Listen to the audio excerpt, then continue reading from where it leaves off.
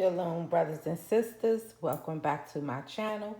As always, I want to thank each and every one of you that has subscribed to my channel and also supports my channel. Today, I'm going to be discussing with y'all the different types of CMOS. And then we're going to discuss why we should use raw instead of processed CMOS. We're going to also cover how CMOS looks. We also going to cover how CMOS can work against you. And all the information today is very important when purchasing your CMOS. So I'm going to give y'all a chance to get a pen so you can jot some things down. And then we're going to go ahead and start. Okay. Now, we're going to start with the top of the line CMOS. This is called Chondrus crypsis, and it's packed with iron. This one comes in like a yellowish color. You can see a little bit brown, purple, reddish, dark. You can tell Chondrus crypsis from the color. And it has no salt. There's no sand in there. I'm gonna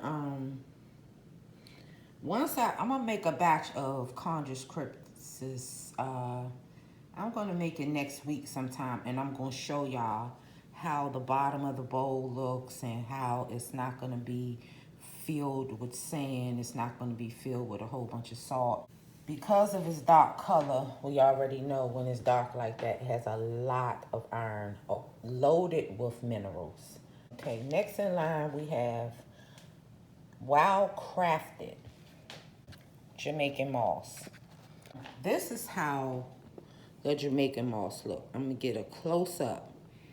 You're gonna see it dusted like little fine pieces. Let me see. Can y'all see that? Little fine pieces of salt. And then when this is soaked, when you soak this, all this dissolves. You don't see no sand. You don't see no salt. You don't see any of that when you soak this. And then also, when you purchase any CMOS, it's not going to be rubbery. That's a sign of fake CMOS. When you see rubber, it has to be hard. CMOS is not rubbery. It does not have a whole bunch of salt, and it does not have a whole bunch of sand. If you have any type of CMOS like that, please, family, get rid of it. It is fake. Okay, it's pool-grown CMOS. The next one in line, we have Eucalyptus. You don't see all this, you don't see salt. You see that? It's not loaded with salt, and it's hard. This little piece right here will expand, actually fill up and come over the top of this bowl. And that's Eucalyptus. I'm gonna let y'all, because I know y'all taking notes, so I want to let y'all get the spelling of it. Eucalyptus. So this will kind of limit me having to put everything in the description. So I'll just put it here, since I know y'all have your papers and pens, and go ahead and write it down. And this is the name of the company.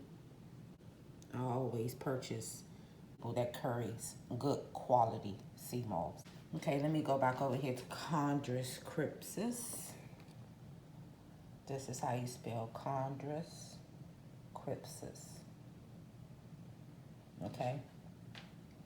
And down here, we have some Chondrus crypsis powder in a powder form, where you can make it into a powder form, and you can make your own CMOS pills.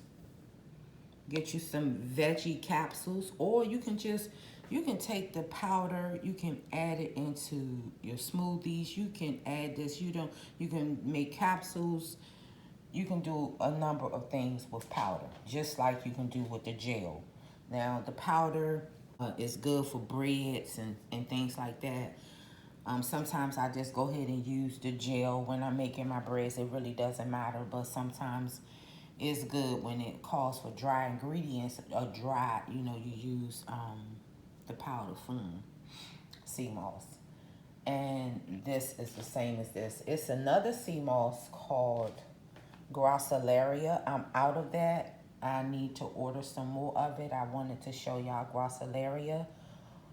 But another way that you can tell that you have fake CMOS, because if it all grows, if it's all the same size and the same thickness, because CMOS is not like that. It's not going to be the same size and the same thickness. You're going to have some pieces that's really, really thin when you put the water to it. Like once you put the water to it, some parts is going to be thick and some parts are going to be thin. Now, if you have a CMOS and they all come out the same size and strength, same thickness, that is pool-grown CMOS. Get rid of it. You're not going to get the required minerals that the body needs with pool-grown CMOS. Now, the way that CMOS can work against you is using acidic foods. For example, if you have CMOS, you know, we have a lot of GMO fruits and vegetables. We have a lot of fruits and vegetables that are non-alkaline. Say if you use an orange, a sweet orange, because we know oranges don't grow sweet, they grow sour. You have a sweet orange, watermelon without seeds, grapes without seeds. You're making a smoothie, it got carrots in it. Carrots are acidic. Give me one second and let me get this so I can show y'all some of the fruits, because I do have it written down. Give me 1 second. Be right back. Okay, I'm back. So some fruits that are alkaline that you can mix your CMOS and make your smoothies and making your infusions and things like that. The fruits that's safe to use are cantaloupe, berries. Make sure your fruit is in season, because a lot of fruit that I have, I make sure I use it when it's in season, or I buy it when it's in season, and I'll just freeze, so I'll know that my fruit was in season, and I know that it's not a GMO and a hybrid fruit and vegetables. Because of course, you know, when we purchase things that when it's not in season, they did something to grow that. You can't, berries don't grow in dead winter. Grapes, you can use grapes that have seeds. Mangoes are good. Melons that have seeds. Oranges, the Seville or sour. Papayas, plums, soursaps, tamarind, all kinds of berries. The small baby bananas. Now some alkaline vegetables is like amaranth greens. You can use bell peppers, chayote, cucumbers, dandelion greens, kale, mushrooms, all except shiitake. Don't use shiitake. If you see SHIT, run. Okay, run. Olives, onions, squash, tomatoes, turnip greens, zucchini, watercress, you know, things like that is alkaline. Just purchase your things when they're in season. Why we should use raw instead of processed CMOS. The reason we should start out with raw CMOS like this is because you know what you're getting. So say for example, I make the gel, and I take the gel and I put it in a smoothie and I give it to you. You can't tell if I used fake CMOS or real CMOS. So this is why I encourage people to purchase your own CMOS, make your own gel, make your own infusions. Do it yourselves. so you'll know what you're putting in your body. This pool grown sea moss, it can make people sick, but do you think they care? They do not care. They know the minerals are not in their drinks that they're selling. They know that. It's going to be loaded with sugar, with unnatural sugar.